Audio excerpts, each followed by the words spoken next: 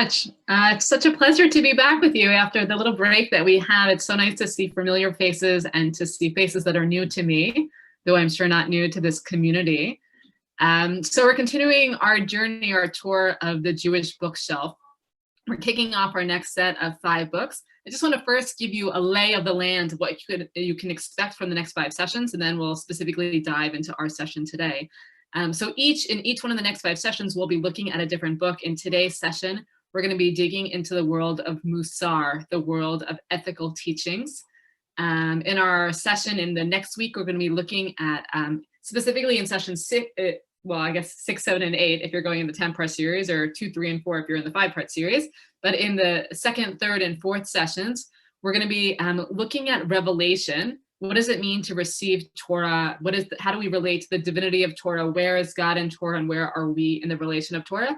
But we'll be looking at through different movements. So in our 2nd session, we're going to be looking at it through the lens of Hasidut.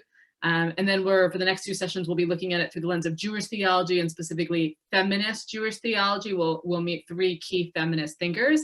And then our final session, we're going to bring it all together, again, looking at Revelation, what it means to receive Torah, how do we relate to Torah, the holiness of it, but through the lens of later Midrash, later interpretation, and modern poetry. So that's our trajectory. Our class today, as I said, we're specifically going to be focusing on Mussar. So Mussar, it comes from the word limsor, which means to pass on or to hand down. Meaning, what are we passing on or handing down? These are the ethical teachings that we want to pass down and hand down to our kids of what it means to live a meaningful life, of how to be a decent human being.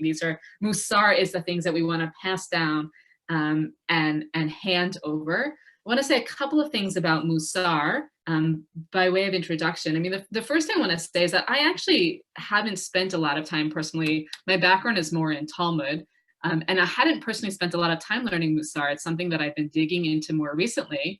But once you start learning it, it feels like this is actually what we all need to be learning all of the time. Because really what Mussar is doing is it's teaching us the fundamentals of how to live an ethical life, how to be a good human being, how to be constantly developing our spiritual life, how to be kinder, how to be more generous, how to be more thoughtful, how to be more patient. And there's a sense in which I think this is what many of us, the teachings of Mussar are what many of us are looking for in Judaism. And we're looking for it in all different places. We're looking for it in Torah. We're looking for it in Jewish law. We're looking for it in the Talmud. But actually what Mussar is bringing together all of these ethical teachings in one organized system and saying, here, this is the spiritual practice. This is what you should be working on. Mussar.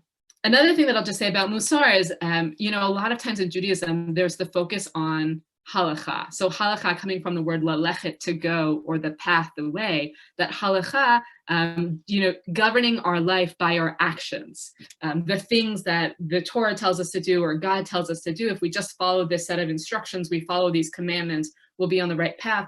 And I think what I would say is the world of Mussar offers us, it's not to the exclusion of Halakhah, it's not to the exclusion of following mitzvot and sort of observant practices, but it's a complement to it, because it's saying action isn't only enough. It's not enough just to follow Halakhah. It's not enough just to observe the mitzvot, but actually you need to also be sort of working on your own inner life, working on your own spiritual life. And so I think in the ideal, you would have Halakhah sort of governing your actions, and you would have Mussar helping you sort of govern your heart and govern your mind, and to get them sort of to come to one place together.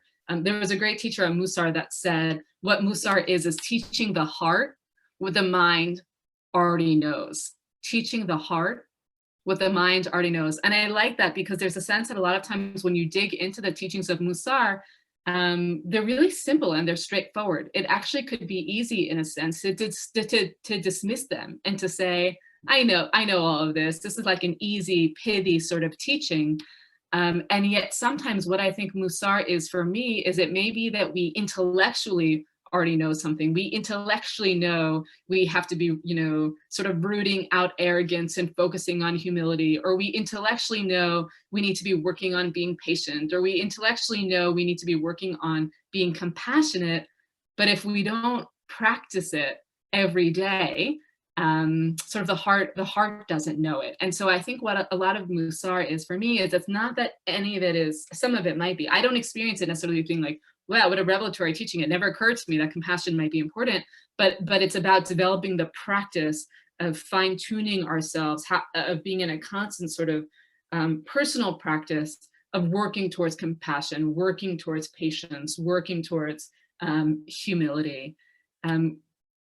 So Mussar, I think we're going to see our roots of Mussar today, going all the way back to the time of the Mishnah to 0200 CE with the Mishnah of Pirkei Vote. It began to be formulated more as a practice in the 10th century under Rabbi Saadia Gaon. He was sort of the first one to say like, it seems like, you know, the Torah and the Mishnah and the Talmud, none of it brings it all together. And, you know, we have these halakhic codes, these law codes that say what to do, but we don't have a code that's teaching us how to be a good human being. That's the ethical code. And so Rabbi Saadia Gaon, he was the first to try to do that. There was an 11th century rabbi that we're also going to see in our session today, Rabbi Ibn Pakuda. He was the one that says, he says the very basis of an act depends on the intention and the inner life of the heart. The basis of an act depends on the intention and the inner life of the heart. And what he's saying there is it could be that a lot of us might feel a bifurcation, that it's like, I'm just focusing on the action. I'm just focusing on Halakhah. I'm just focusing on like whatever it is. And that he's actually saying we need both. You need both the action and you need the intention. And so what Mussar is trying to bring the intention in line with the action. But still, it was sort of like Mussar was individuals working on their own ethical practice. I would say in the 10th and 11th century, it hadn't yet sort of become a movement, to become a communal practice. It was only in the 19th century, under Rabbi Israel Salanter, that it sort of became more a movement.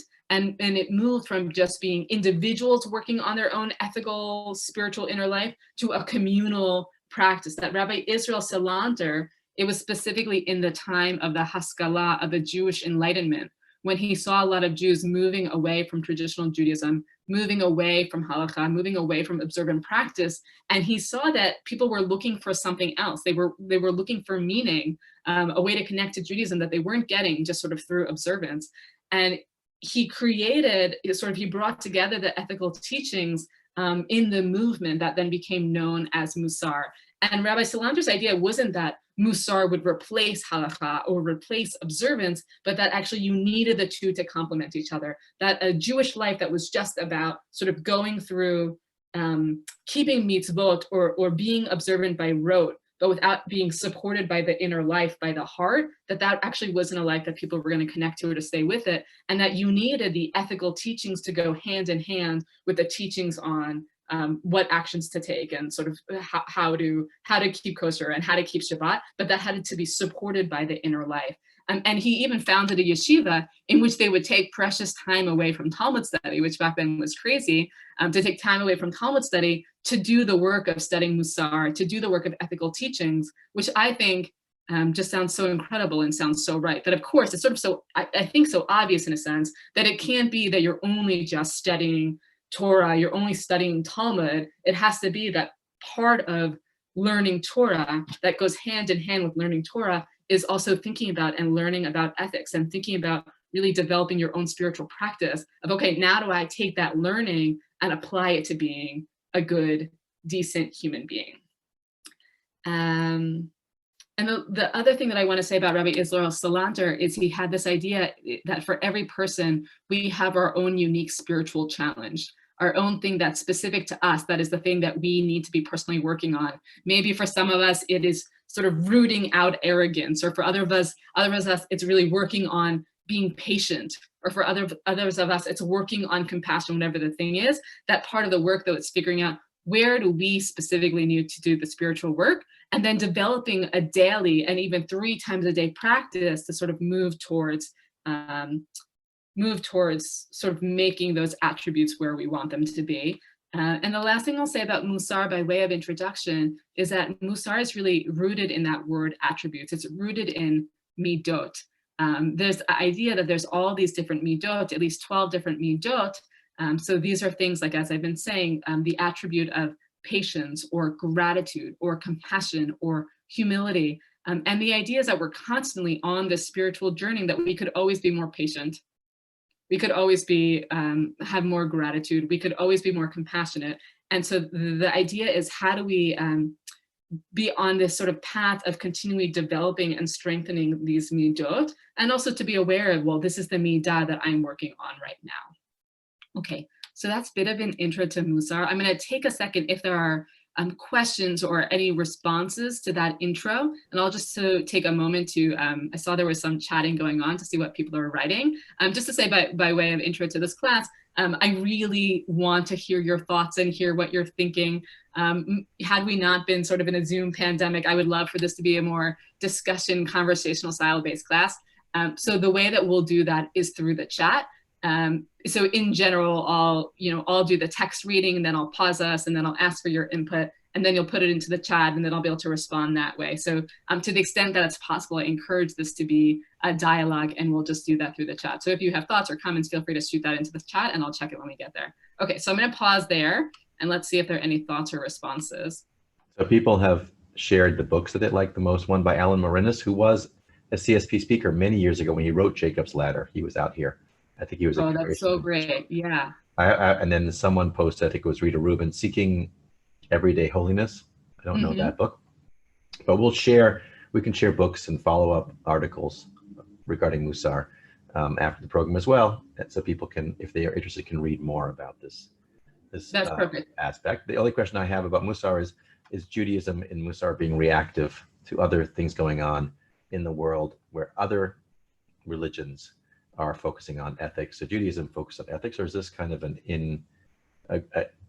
did this grow up naturally within Judaism because of the challenge of just being focused on fulfilling the obligations of the mitzvot and not the ethical teaching? So in other words, was this going on in Christianity or Islam at the time when it was becoming big in Judaism, or is it kind of endemic to Judaism when it was growing? That's a really good question. All right, honestly, I can't really speak to much what was happening in other developing religions and how it relates. I mean, I can speak specifically to Judaism and say, even though we say that it wasn't really until Rabbi Saadia Gaon in the 10th century or Rabbeinu Bach in the 11th century, it wasn't until the 19th century with Rabbi Yisrael Salanter that it became sort of an entire movement, that you already see the, Pirkei Vote, which is in the Mishnah, from 0 to 200 CE as a tractate. It's basically an entire tractate that's already about ethics. So I guess what I would argue is that we're going to see a spread of the text we're looking at today, already going back to 0 to 200 CE, then going forward to the 10th and 11th, and then going forward to the 19th. So there's a sense in which I want to say, even though it didn't become a movement until the 19th century, we've actually been sort of working on this for a while. And why it took off when it did in the 19th century, Rabbi Israel Salanter sort of saw the need to bring it together. Then I think that is more local to Judaism at the time, of seeing sort of in the response to the Haskalah and the response to the Jewish Enlightenment, people sort of becoming more acculturated, more assimilated. We want to be like everyone else, letting go of Jewish practice and observance, and him seeing the need to bring people back and say, actually, we've got really good and important stuff in Judaism that's about teaching us how to live. Here's the why. Let's bring us back to the why. That's sort of the ethics behind what we're doing. But it's an interesting question, Ari, of what was going on in other religions at the time in terms of that. I also want to follow up with Heather Silverman's kind of point. And was this a counterweight to Hasidut? Does the Hasidic movement was it committed to Mussar, or was it more of an Ashkenazi, a misnagid type, teaching? Was it, did it come between both groups, or was it specifically to the mitnagdim? Yeah, that's a good question of who was working on it at the time.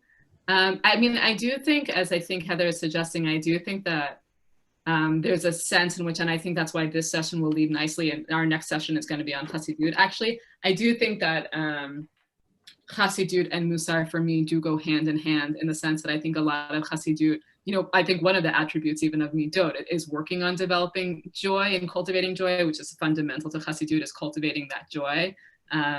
I think that there is definitely a relationship between Mussar and Hasidut in terms of the cultivation of compassion, the cultivation of generosity, sort of the cultivation of sort of seeing yourself being one and connected to other beings. So yeah, I do think that there is that connection there. That's a good question. Okay, so thank you for those, and thank you. I really appreciate all of you putting your resources in the chat. What you'll see is that actually, sort of in recent years, people have realized that really a lot of the good stuff that people are looking for in Judaism about the ethics, the why, the what does Judaism have to offer, people have made it accessible and put it into these Mussar books. So if you're finding that you're interested in doing more Mussar learning after this session, definitely those books are out there and I encourage you to follow up on them. So specifically for today's class, I wanted to focus on one midah specifically and to dig into that. And the midah we're going to be looking at, the attribute we're going to be looking at is the attribute of humility. And, you know, humility is specifically at the same time that we want to be developing and cultivating our humility, we're also rooting out and we're moving away from arrogance. And so sort of the questions that I want to ask today that we're going to see through the lens of the text is, what does it mean to cultivate humility? What does it mean to be humble? I also want to ask, is there any place for arrogance? It's a real question. And the third question I want to ask is, what's the place of self-confidence? Is it possible to be humble while also still sort of believing in yourself, feeling good about yourself? What's the place sort of in the world in which we're trying to cultivate humility? Is there still space for saying, I did that and I'm proud of that and I feel really good about that? Is that intention with humility, or can that still be a part of what a healthy practice of humility looks like? So those are the questions that are on the table here. And I think at this point, we should just go ahead and dig into the text. So you have the source sheet. I'm going to go ahead and start screen sharing. We're going to start with, and just to remind you, if you have questions, feel free to put them into the chat. I won't look at them until I say, I'm going to look at that chat now, just because I can't track it at the same time, but do feel free to put them there. Our first text is going to come from the Mishnah Pirkei Vote. So as I said, the Pirkei Vote, this is from 0 to 200 CE. A lot of times Pirkei Vote is translated as the wisdom of our fathers. Pirkei Vote is the tractate that I would say if you're looking for sort of like nice feel-good teachings about Judaism or something to put on a bumper sticker, like this is where you go. You want to go to this tractate. And really it's an entire tractate that's sort of I think it's the baseline of the root of all these core ethics that are going to come in the later generations. You find them in Pirkei Vote. So I'm going to go ahead and screen share now. Just make that a bit bigger. Okay, so we're in Pirkei Vote, chapter 4, Mishnah 4. So Rabbi Levitas, Ish Yavne Omer. So Rabbi Levitas, who was a person of Yavne, he was from Yavne, he would say, Me'od me'od heve shval ruach, shetikva enosh rima. So he would say, very, very, a person should be of lowly spirit, because the end or the hope of man is worms. Notice the two varies. In the English, you have in the English, I guess it's translated as be exceedingly humble of spirit. In the Hebrew there, it's the emphasis of it. It could have said, me'od heve shval ruach, that a person should be, or it could have said a person heve shval ruach, a person should be low of spirit. It could have said me'od heve shval ruach, a person should be very low of spirit. But actually you have the double repetition of me'od heve shval ruach, a person should be very, very low in spirit. Shetikva enosh bina, because the end of man or the hope of man is worms, which is to say, what's the connection between humility, being sort of lowly in spirit, and the second part, tikva enosh rima, is to say every person's end is going to be the best you can hope for. Every person's end is going to be to end up as worm feed. We are all going back to the dirt. We all have the same end. It doesn't matter what you accomplish in your life, how great you think you are, the end of the day, we are all but ashes, we are all but dirt, and that is going to be our end, is going to be our worms. And because of that, a person should remember that, and a person should be me'od heve shval ruach, a person should be literally very lowly in spirit. So the question that I would ask you, just by way of opening up the conversation, is when you hear those words, me'od heve shval ruach, that a person should be exceedingly humble in spirit, what do you think that means? What do you think it means? And what do you think it doesn't mean? And do you have questions about that? I'm not saying I'm going to answer all those questions now, but what does it rate for you? What do you think it means? And what do you think it doesn't mean to be exceedingly humble in spirit? So just go ahead and put those into the chat, and then we'll gather our thoughts together that way.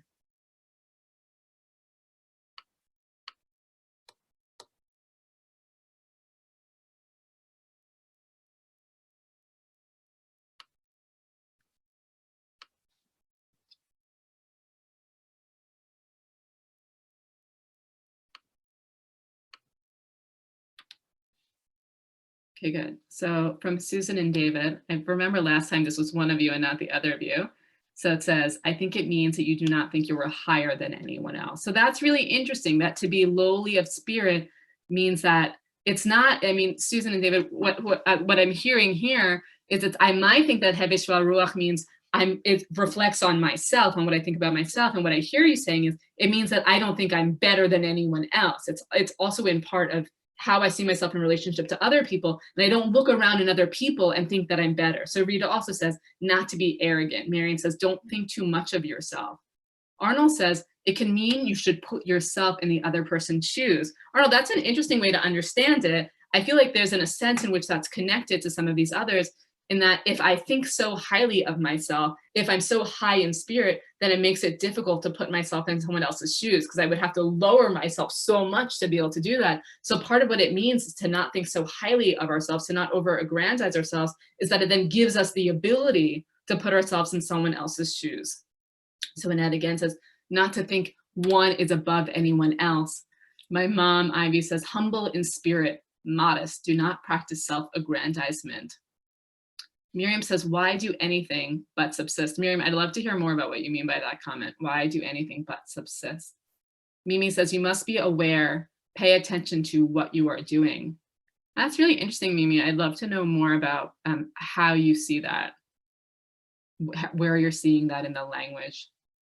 Margaret says, doesn't mean to be craven or self-abasing in a false, ingratiating way. Okay, so that's really interesting, Margaret. We're going to perhaps see that in one of the last texts on our source sheet, that it could also be that we go so far in the direction of being humble that we're actually humble in a way of being sort of falsely self-abasing, as you're saying, falsely ingratiating, that we sort of go into this too humble, too sort of self-deprecating in a way that perhaps is also not what the text is calling for.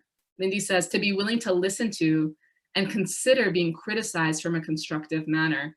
I think it's really interesting. Part of what, I don't think we're actually going to see this text today, but you have it on your source sheet and I'll direct you to it later, that there's both the concern of being humble and not being arrogant, but that also sometimes when we're being arrogant, it's not just that being arrogant itself is problematic, but that it can lead to other behaviors. So it's not just that being arrogant is problematic, but being arrogant prevents me from then sort of understanding other human beings, of being sympathetic of other human beings, of putting myself in their shoes. So it's not just we're rooting out arrogance for arrogance sake, but actually what's the impact when we see ourselves as better than other people? How does that then impact the way we talk to other people, how we relate to other people?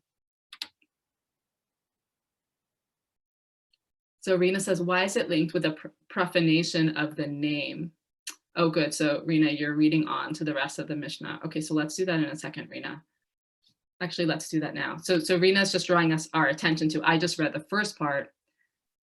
So Rabbi Leviti says, so a person should be exceedingly humble in spirit, for the end of man is the worm. And then Rabbi Yochanan ben Baroka said, whoever profanes the name of heaven in secret, he shall be punished in the open. Unwittingly or wittingly, it is all one in profaning the name. So the question there that Rena's asking, which is a really good question, is always, when you see that multiple statements or multiple ideas are brought in the same Mishnah, of what's the connection? Why are we bringing those together? Yeah, Rena, I could sort of see it going both ways, that there's a sense that, and we're going to see this in later text, but a lot of the rabbinic tradition says that a person who is arrogant is an idolater, because a person that you're worshiping is yourself. You're not worshiping God, that in your arrogance, you're worshiping yourself. You're saying, I did it all. I am the source of all of my glory. And you leave aside God. And so in that sense, I see a connection, because the person who is arrogant is in a sense one who blasphemes God, who says it wasn't God, it was me. I could also see this. I don't think the Mishnah is saying this, but I saw this in Margaret's comment that was saying, but don't go too far, that it could be if we go too far in the direction of Hevesh Ruach, we debase ourselves too much. There's a sense in which we are also profaning God's name, because we are God's creations and we are created in God's divine image. And so for me, it feels like the balance of one hand, if we sink too far to the arrogance, then we're profaning God's name. You know, we become our own idols. But if we actually debase ourselves too much, then we're not sort of accepting the gift that is our life, and that in its own way could be profaning God's name. Okay, I'm just taking a final look at the questions in the chat before we go on with this. So Beth says, realize that you're best. Moments, acts you were meant to do. You are not more special than any other person. Mimi says, me'od brought me unwittingly or wittingly without reading ahead. Miriam says, reading to be humble may go too far and be harmful for one.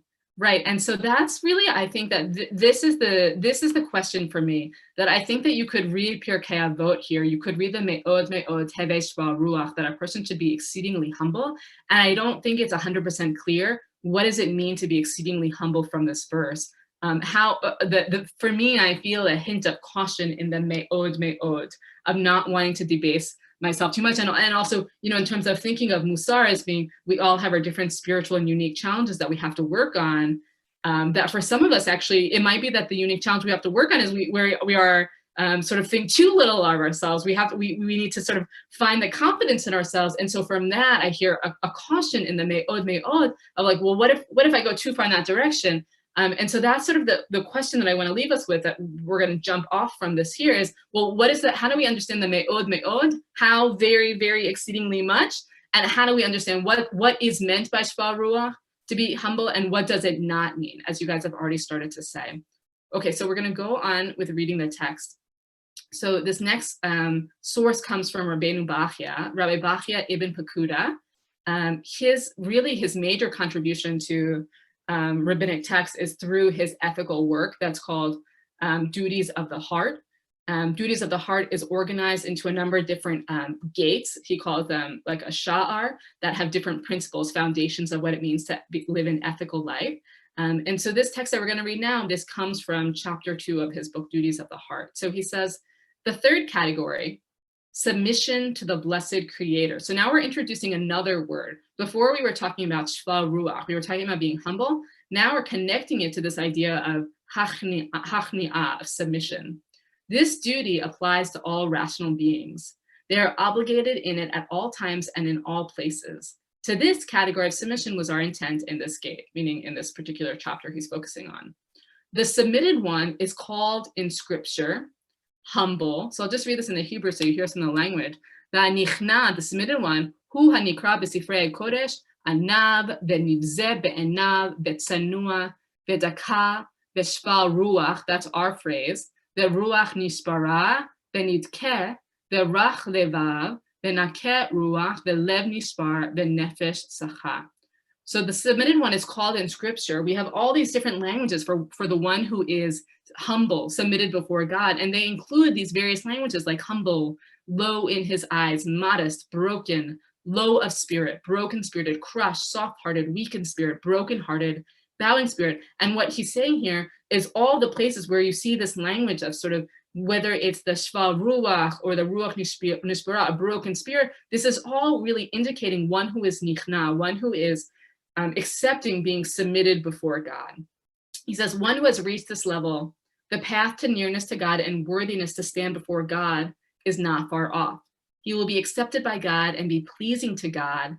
As it's written, the offerings of God are a broken spirit, a broken and contrite heart, O God, you will not despise.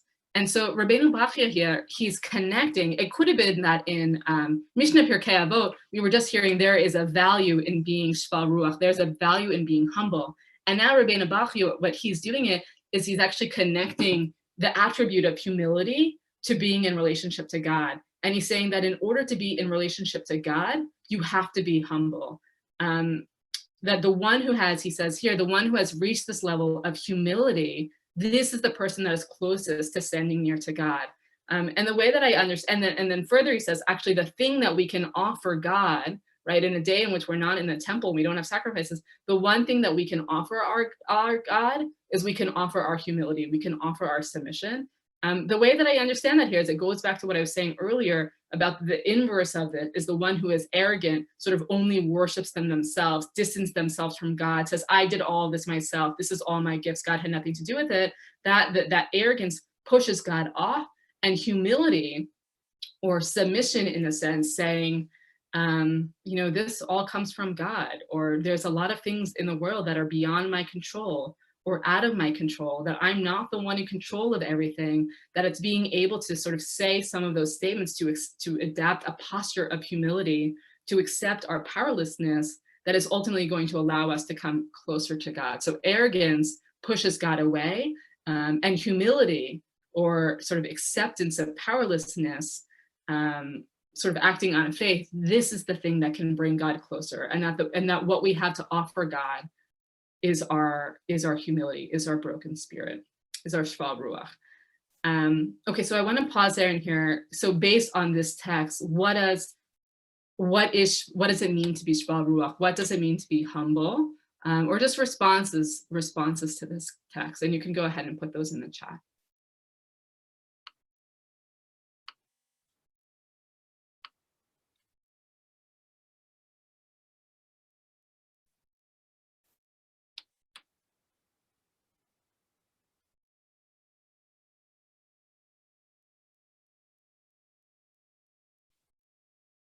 Rita, I'd love to hear more about why you say what a negative and sad interpretation of what you're hearing, and that feels hard.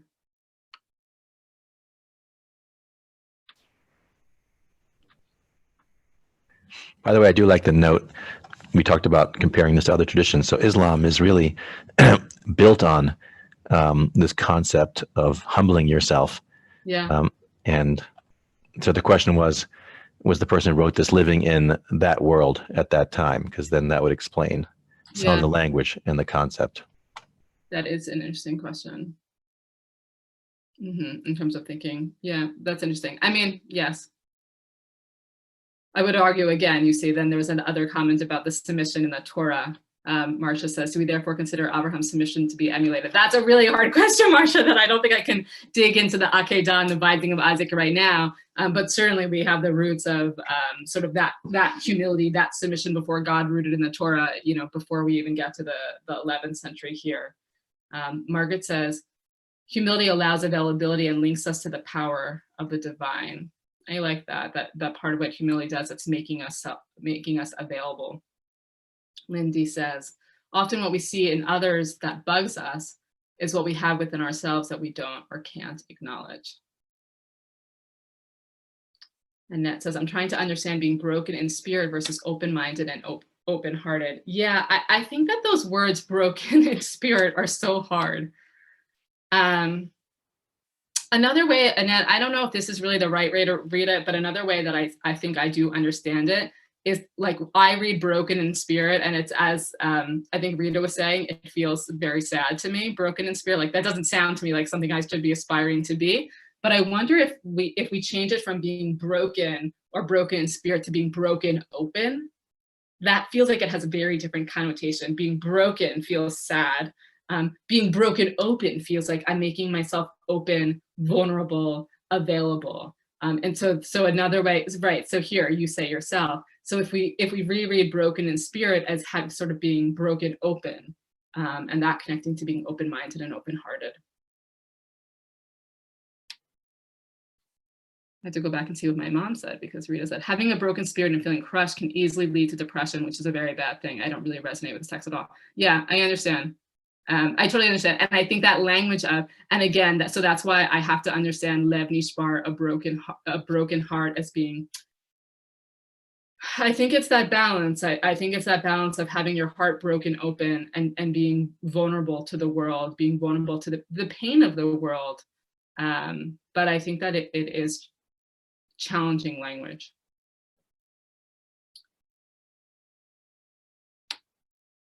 Arnold says, to me, a broken spirit is someone who has hit rock bottom.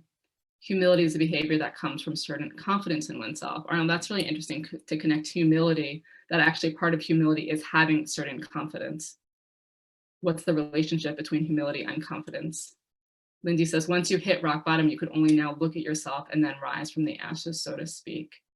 Yeah, I still really want to say that I just can't understand this as being that I think, okay, here's another way I want to explain it. I like the idea, for me, I connect to the language of rereading broken spirit as being broken open, of being vulnerable. I think another way is thinking about, I think you also use that same language with a horse, of breaking a horse. What is a horse that needs to be broken? This is from someone who has no horse training, but a horse that needs to be broken is a horse that like is just wild and bucking and sort of, doesn't submit at all and sort of can't be in relationship. And so maybe that brokenness, it's not like broken in terms of God wants us to be sad and hit rock bottom, but breaking us of our arrogance, breaking us of that sort of like bucking of the reins and bringing us into relationship in the way that you would break a horse, to break a person, not to break them, but to sort of break them into relationships, to bring that from that arrogance and into relationship. I appreciate your raising the sensitivity around it, but that's how I would leave it for now. Okay, let's go on. So that was the Rabbeinu Bachya, sort of giving us an understanding of humility being connected to bringing us into relationship with God. Let's take a look at the Rambam here. So the Rambam is writing in the 12th century. The Rambam writes the Mishnah Torah. I think we probably talked about the Mishnah Torah in our last series of classes, but I'll just say in a word, the idea of the Rambam's Mishnah Torah is that, you know, the Rambam said not every Jew is going to be able to learn Talmud, is going to be able to sit through the legal codes. And he said, I'm going to put it all here in my Mishnah Torah. I'm going to organize it by subject. I'm going to make it accessible. It's in a sort of a basic Hebrew for those who at the time were reading Hebrew. And so everyone can just go to my Mishnah Torah. And it deals with all sorts of like Halakhah categories, legal categories, like there's a book on Shabbat and a book on morning rituals and a book on all these various things. This specific book we're going to be looking at is called Hilchot Deot, sort of the laws of knowing or the laws of understanding. And this tractate specifically is like, I would say, the Rambam's ethical tractate within Mishnah Torah that deals with sort of the development of an ethical character. So here he's going to say something really interesting. He's talking about developing basically midot. And so he says, each and every man possesses many character traits. Each trait is very different and distant from the others. One type of man is wrathful. He is constantly angry. In contrast, there's the calm individual who is never moved to anger, or if at all, he will be slightly angry, perhaps once during a period of 7 years. There is the prideful man and the one who is exceptionally humble. The two extremes of each trait, which are at a distance from one another, do not reflect the proper path. So he's saying here, you should neither be extremely calm all the time or extremely angry all the time. You might have thought, well, I don't want to be extremely angry, and so therefore I should be at the other end of the spectrum. I should be extremely calm and never move to anger. And he's saying that's also a problem. You need to be somewhere in the middle. It is not fitting that a man should behave in accordance with these extremes or teach them to himself. If he finds that his nature leans towards one of the extremes or adapts itself easily to it, or if he has learned one of the extremes and acts accordingly, he should bring himself back to what is proper and walk in the path of the good. This is the straight path. So what is the straight path? The straight path is the path that is in the middle of the extremes. This is the path of the wise. Every man whose traits are intermediate and equally balanced can be called a wise man. So just thinking in terms of applying the Rambam to Mussar, this practice of cultivating our attributes, it seems like with any attribute, you know, you could have a person that is extremely generous or a person who is extremely stingy. And what the Rambam would seem to be saying is neither extreme are where we want to be, but the straight path is the path that is in between those two extremes. But then he's going to go on. He says, there are temperaments with regard to which a man is forbidden to follow the middle path. So he just said, there are all these different attributes, people have different sort of leanings to the different extremes. And he just said, you don't want to lean to either one extreme. You neither want to be extremely generous or extremely stingy, extremely calm, or, you know, never move to anger, extremely angry. You need the right path. But then he said, there are some things to which you actually need to take one extreme and not the other. You can't take the forbidden path, in contrast to what he just said. He should move away from one extreme and adopt the other. Among these is arrogance.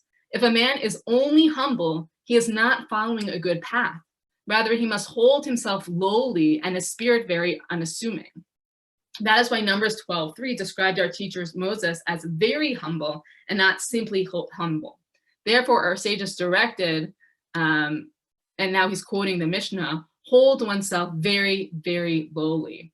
They also declared whoever is angry, it is as if he has denied God's presence, as implied by Deuteronomy, and your heart will be haughty and you will forget God, your Lord. So he's saying whoever is angry is as if you deny God. So that's, I think, the connection to blaspheming God or to becoming an idolatry. And he said this is implied by the verse in Deuteronomy that says what happens when your heart is haughty, what happens when you are arrogant, you forget God. And further, they said, whoever is arrogant should be placed under a ban of ostracism. This applies even if he's only somewhat arrogant, even if he's only in the Hebrew, even if he's just a little bit arrogant. So on the one hand, the Rambam was introducing the idea that we all have different attributes, and with most attributes, you want to not be in one extreme or the other. You want to be in the middle path. That's the way to be. But he said humility and arrogance, if humility is on one end and arrogance on the other, this is a different category. And arrogance is so problematic in that it distances you from God. It's something that you can get yourself ostracized from for. It's in a totally other category that actually with humility, you need to swing totally over to the other side. Let me pause here. I'd love to hear thoughts or responses on this piece now on the Rambam, what the Rambam is teaching us about humility and arrogance.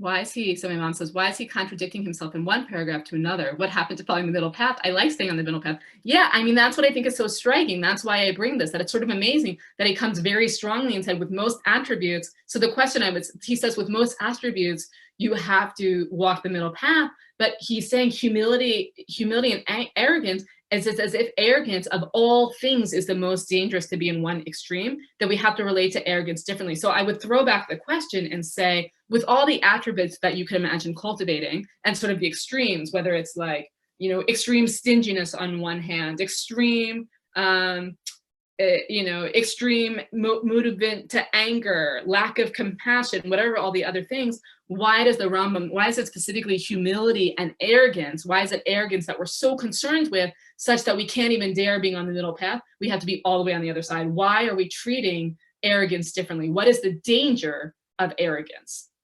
That it puts it in a different category. So Susan and David said, it is possible though to be too humble, so humble, you aren't even in the relationship. Yeah, and I keep coming back to this.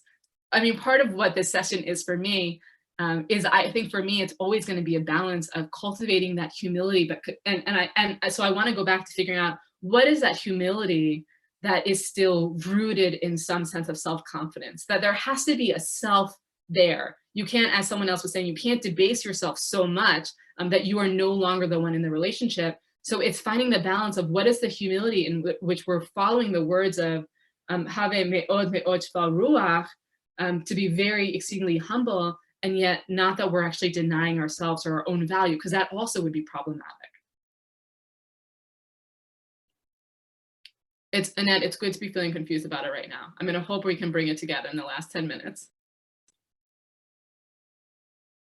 Okay, so Rita and Lindy are attempting to answer why arrogance is different. Rita says, it's possible to be so arrogant, one can't even imagine he might be wrong. Right, there's a sense in which arrogance can be totally blinding, that when we're arrogant, we only see our own perspective, and then it leads us, we're unable to actually see the other places in which we might be wrong. There's no room for growth. Susan says, arrogance can preclude you from any relationship. It's interesting to think about that, how the extreme of too much arrogance, or actually too much humility, as someone was saying before, Susan, maybe it might have been you, takes you out of relationship. Ari says arrogance breaks the connection to God, right? We see that in the other text, that arrogance is actually the thing that distance us from God, and humility is the thing that brings us closer. Okay, I feel everyone's pain, because this is the thing that I'm struggling with myself, of like, how do you do the humility but remaining some confidence? So with the last 11 minutes, I want to make sure that we see some other perspectives on it, okay?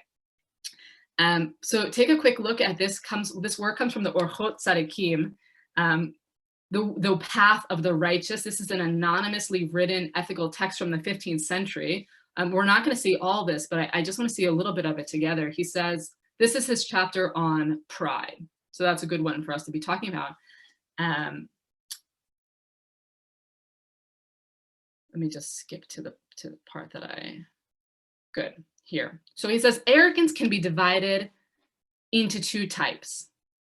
One, the pride of a man in his body, and two, the pride of a man in his intellectual attainment. So there's two types of pride about the body and pride about our minds, our deeds. The pride of a man in his body or person is in turn divided into two classifications, one good and one evil. So this, I think, is really important. And I'm not sure how much of this we're going to see in depth, but I just want to flag it for you here. He's saying on one hand, there's two types of pride about the body and pride about the mind and deeds. And then he said pride actually can be separated into there's some pride that is good, and there's some pride that is evil, okay? So this is where I think the bells should be going off in terms of, well, what is the self-confidence? What is the pride that is a good thing? And what is the pride that is a bad thing? So I would already ask you in the chat, feel free to chat or feel free to be thinking about it. So in anticipation, he's saying that pride can be divided into good and into bad. So what is a pride that is good and what is a pride that is bad? Because now we're hearing that there actually is some pride that is a good thing and some pride that is a bad thing. So he's going to go on to say, and this is the pride of a man in his body, which is evil. A person can be haughty with his ears when he does not hear the cries of the wretched poor. So what I love about this paragraph here is he's going to say what arrogance, that it's not just that arrogance is a problem, but it's what arrogance leads us to do. So now he's going to tell us, this is pride that is bad. This is the pride we don't want. A person can be haughty with his ears when he does not hear the cries of the wretched poor. This connects very much to what a lot of you were saying. A person can be haughty with his nose when he stands near the poor, when he enters their house and they smell bad to him. That the haughtiness is how it changes how we see other people. And he can be haughty with his speech when he speaks impudently and with pride against the righteous. Then it goes on to say here in this paragraph how horrible arrogance is, how it's an abomination before God, how it distances us from God. Goes on to say here, a rabbi said, every man who is impudent or proud of spirit, it is as though he were an idolater. So this is some of the text that I was bringing up before. And then here's the good pride, okay? This is the part that we were needing. And there is a certain sort of personal pride or pride in one's person that is good and necessary. Otherwise, a man might say, since arrogance is so evil a quality, I shall separate myself from pride even more. And then he denies himself meat. He drinks no wine. He does not marry. He doesn't live in a nice dwelling. He does not put on a nice garment. He thinks so poorly of himself that he separates himself from all things that are good. He wears sackcloth and coarse wool and torn, soiled clothes. He uses soiled and ugly dishes and utensils. Remember, this is still, we're in the section of talking about arrogance specifically of the body. So all the examples he's giving are the way in which pride, that pride, not having any pride, can manifest in negative things for the body. So there's someone, he says, a certain type of pride is actually necessary. It's good and necessary, because otherwise you will so distance yourself from any arrogance that you won't take care of yourself, that you're going to be sort of mistreating yourself. You won't wash your face, his hands and feet, until his appearance becomes more bedraggled than the appearance of other men. And he does all this so as to remove himself from pride as far as possible. And he says, this person, this person who is so afraid of arrogance that he thinks so little of himself, that he doesn't take care of himself, this person is actually a sinner. We're not going to see this inside here, but you'll have the text where he then goes into the same thing where he says, this is talking about pride specifically of the body, the good and the bad. And then he's going to talk about pride of the mind, again, the good and the bad, where he's going to do something similar, where he's going to say, what is pride of the mind that is good and bad? Pride of the mind that is bad is obviously the pride that we think so much of our own intellectual achievements. We say, this is all me. No one else has any other ideas. It changes the way we talk to people, changes the way we relate to people. That is all bad. But he says some pride in intellectual achievements, this is a good thing. And he says that's the pride that's about actually taking credit for what you did. If you did something good and someone says you brought goodness into the world, being able to acknowledge, I brought goodness into the world. So in the same way that there is pride of the body that is good and important and necessary and bad, so too there is pride of the mind that is good and important and necessary, and pride that is bad. I want to together look at one final text that I love, and then we'll end and I'll take your final comments. So get ready to put those in the chat. I'll also just call out for you. We're not going to see this in depth, and I knew we weren't going to, but I wanted you to have it on the source sheet for your own reading. I also put on here Rabbi Moshe Chaim Luzzatto. He is a major writer of Mussar, of ethics. His key work is the Mesilat Yesharim, where again, he sort of goes through all the various attributes and talks about how to cultivate them. And so he has a whole section on arrogance that's quite interesting. So you can read that if you're interested. And this is the text I want to look at together here. Okay, this last quick text. So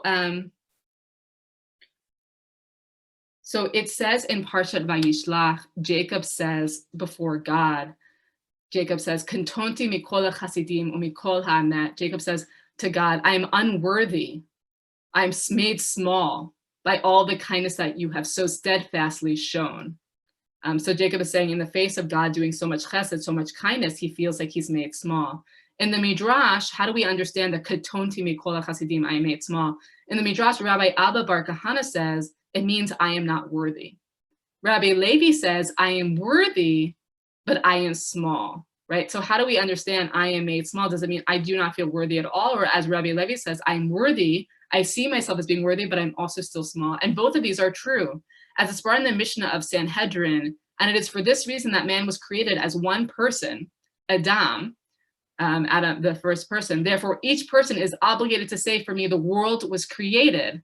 Adam comes from the word Adamah, that man comes from the language Adamah, earth, and also from the language of Adamet le'olyon, I will see myself, I will be like the Holy One. So he's saying the reason why human beings were created from one person, initially from Adam, is it so that each person can have the feeling of saying, the world was created for me, the world was created uniquely for me. And he's playing with the language of saying the word for human being, Adam, is connected to the word from earth, like I am one with, I'm simultaneously, the word man is connected to Adamah, which is low, which is earth, and connected to Adamet, I will imagine myself, I will make myself like the Most High. And so even in the language of Adam, a person, we have both the Adamah, the lowness, and being, raising ourselves to like God.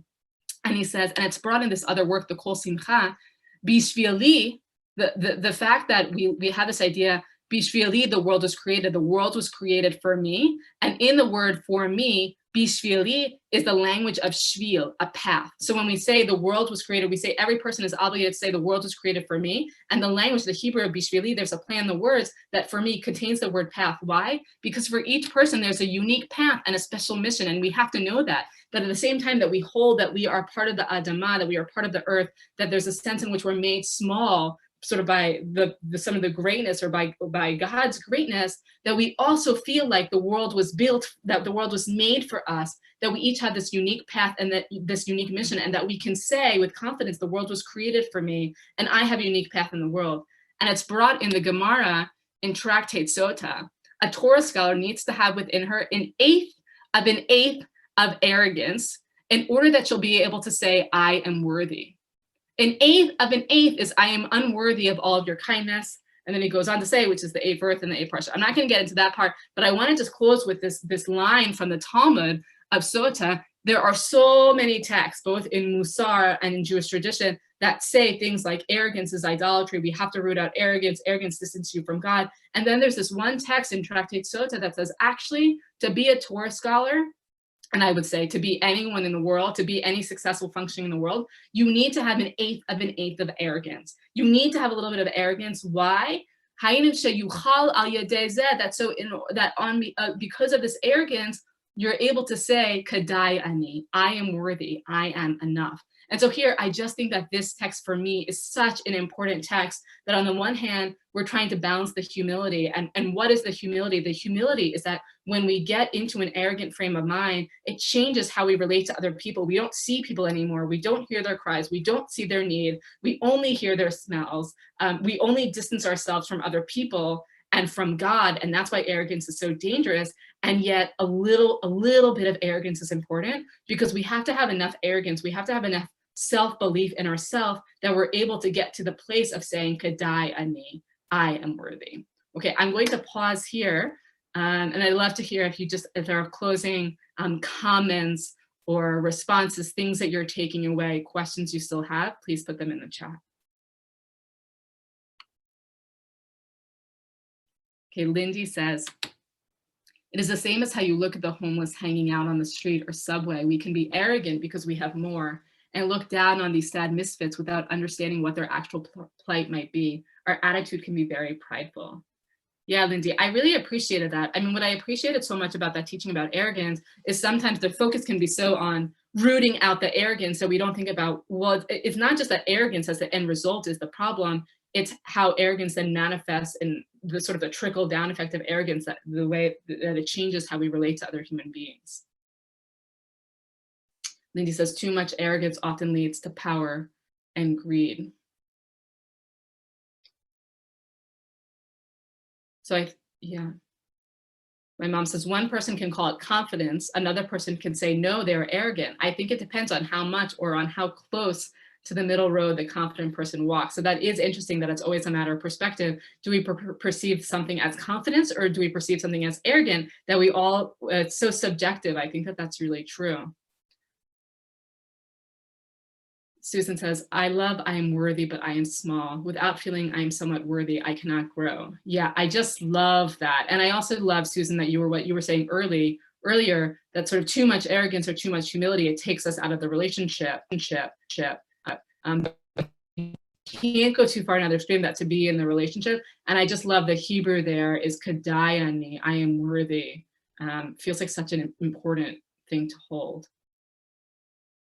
Okay, I'm going to read out these last two questions, but not promise to answer them, just to give them voice. So Monty says, what is the connection between Rambam with straight path and the Greek golden mean?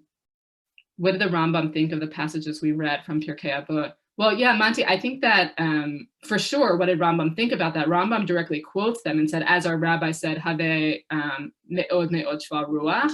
So I think the way the Rambam understands that, to be very exceedingly humble is, and that's why perhaps why the Rambam is calling out humility and arrogance as not being in the middle path, but being in the extreme, because he's attaching to the language that Pirkei Vote uses of the me'od me'od. So I think that that's why. Okay, I think, Annette, I'll just read your question and then I'm gonna stop. Can the word arrogance here be translated in more modern terms to self-esteem for the eighth of an eighth? Yeah, I think that Annette sounds right to me. I sort of like translating it as arrogance, because there's something so provocative about it, that everywhere else we're hearing that arrogance is idolatry. And he's saying even this thing that it's sort of, in a sense, I think really pushes back against the Rambam that says arrogance in any amount has to be rooted out. And he's saying, you know, an eighth of an eighth is basically nothing, but he's saying even this thing that is so idolatrous, you actually do need a little bit of it. But I think that you're right, that I think that it really is equating to self-esteem here. Okay, I'm going to pause there. I'm so grateful for Rebeth's comment in the chat as sort of a closing last word. I know that this is, I'll stop screen sharing for a moment here so I can see all of your faces. I know that we got into some sticky territory with how do we understand shval ruach, how do we understand humility, what is the balance between not being so humble, but still having ourselves, what is a healthy relationship to develop to humility? And that is ultimately where I wanted to go. That on one hand, we want to be cultivating this humility, but we need to cultivate a relationship to humility that is healthy and whole, that we can sort of hold both we are worthy and we are small, that we still relate to other people in a way that we are seeing them. And ultimately that we are able to say kadayani, to be able to say we are worthy. So that's where we're going to leave it for this week. And next week, we're going to pick up with Revelation and Hasidut. Thank you. Thank you. I did put in, it wasn't a political statement, but I did find something in the forward about the renaissance of Mussar, particularly in 2016, in relation to the past election. So I thought you may enjoy reading that. And many of the people we talked about are mentioned, who have written books are mentioned in the article. So I found that interesting. So Rabbi Avi, what are we doing next week? And then we'll call it a class. Yeah, so next week we're going to be jumping into the next 4 sessions really are all going to be around the theme of revelation, the divinity of Torah. What was revelation like? Is there ongoing revelation? Next week is specifically going to be through the lens of Hasidic thinkers. And also, with your permission, Ari, Hadar has put out, the organization I work for, has put out a lot of resources right now on Torah, specifically for Election Day, for this moment that we are in. I know we're feeling a lot of feelings and emotions. There's a lot of uncertainty. So if you're looking for a chance to learn some more Torah, specifically in this moment of transition, I'm going to drop those resources into the chat. And I guess we're going to have to invite your mother back to future programs, since she participated so nicely in the chat and added questions. So, you know, chefs have sous chefs. I don't know what we call, I guess, assistant rabbi. Can we give her a title? I don't know. Oh, let's do it. I'm sure she'll take it. Let's do it. Okay. So Ivy, thank you for joining us. Where does your mom live? Is she? She's in New Jersey. Okay. Well, we have New Jersey people. It's nice. Okay. You're dropping the stuff in the chat right now? There you go. Yeah, I just put it in there. You've got it there. Okay. And there's specifically, we basically curated a lot of classes from over the past years that are all on various themes of leadership, responsibility, compassion. And there's specifically a source sheet that I made just for this moment. It's called A Vision of Courage and Power. imagining what might be in a moment in which we might feel powerless, how else might we feel powerful in this moment? And so you can find that all on that link. Great. Thank you, everybody. Good luck today. Relax if you can. Don't watch the news for a while. And, you know, all we really want is democracy to work out today. So that's our goal. We want it to be safe for everybody. Take care. Be safe. Bye-bye.